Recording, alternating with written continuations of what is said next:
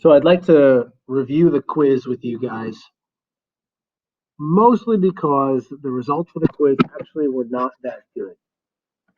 So I'm going to go over both of the questions and point out some of the mistakes I saw. Question number one wasn't too bad, but question two was pretty bad. Let's go over question number one first. There were two ways to handle question number one.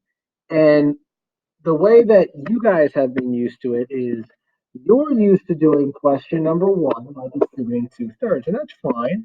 You can distribute 2/3, and I'm perfectly comfortable with you distributing 2/3.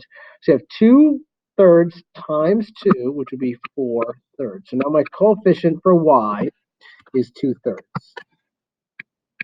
Minus 2/3 times 5 is 10/3. Some of you guys turn that into 3.3 repeating. Even though I said to you, you really can't use decimals, so you should not be turning that into a repeating decimal. You need to leave it as a fraction. Equals 10. Solving from here, we add 10/3 to both sides. I mean, that's just solving a two-step equation. That cancels, and I have 4/3 times y equals, I had a lot of people say 10 plus 10/3 is 20/3. No, it's not. It's not. That shows that you don't know how to work with fractions. You have to get a common denominator and then go from there. In order to actually add these, you have to do times 3 times 3. 30 over 3 plus 10 over 3 equals 40 over 3. Look what a mess this is. 40 over 3. I multiply by the reciprocal, and there's where things actually get nice. That cancels, and I have y equals, you could cross cancel the 3's on top, and you have 40 divided by 4, which is 10. 10 is your answer. Now, the worst part about this is that some of you guys just didn't check. Like, you got answers like 5 or decimals. You didn't take a second to use Desmos to check. It's as simple as typing in this equation. I mean, you could even use y, but you didn't have to. You could use x. It's 2/3 times 2x minus 5 equals 10. And then see where it crosses. And where it crosses is at 10. You guys couldn't even check your work.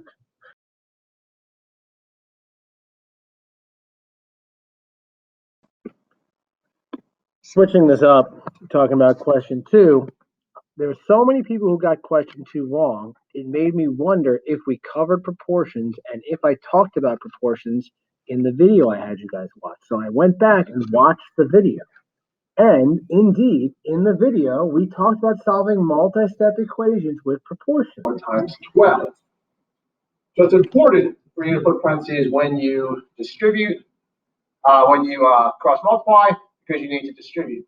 As you can see, this is the same equation as that guy, so I'm not actually going to solve it, but that's how you would solve multi-step equations featuring proportions, such as this one, even if they have variables, in this case, the letter b, on both sides. We cross multiply. 5 times the quantity b plus 3 is equal to 4 times the quantity b minus 8. We solve by distributing, whoosh, whoosh. 5b plus 15 equals whoosh, whoosh, 4b minus 32. Variables on both sides, minus 4b, minus 4b. 15 equals, 1b, 5b minus 4b is b plus 15. Negative 32, get ahead of myself, minus 15, minus 15, b equals negative 27. You can still. Now, what's disturbing the most about this video, if you look at my video I made, is I have 51 Algebra 1 students, and yet there are only 42 views. And more importantly, who disliked it? Come on, guys. Come on. So let's go back to the quiz and actually do this problem. When you have a proportion, you cannot combine on both sides. We talked to you guys about that comes after multiplying and dividing using the distributive property. This is an example of cross-multiplying to use the distributive property. Don't believe me? It's 1 times that, 1 times that whole side. So it's 1 times 10g plus 15 equals 3 times this whole side, 2g plus 3. Now I need to distribute. Well, 1 times everything is the multiplicative identity. 10, g plus 15 equals 3 times 2 is 6g. 3 times 3 is 9. So if you guys got 6 instead of 9. Now we have variables on both sides. I'm going to subtract 6g from both sides, subtract 6g from that side. And I had 10g minus 6g, which is 4g, plus 15. Come on.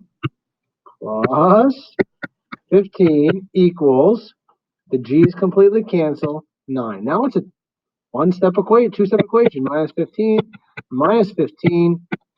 4g equals negative 6, divide by 4, g equals negative 6 over 4, which is negative 1.5.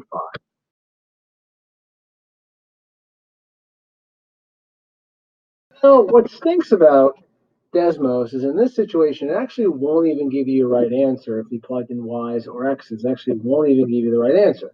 But if you distribute correctly and you get 3 times the quantity, 2y plus 3 equals, on the other side, 10y plus 15.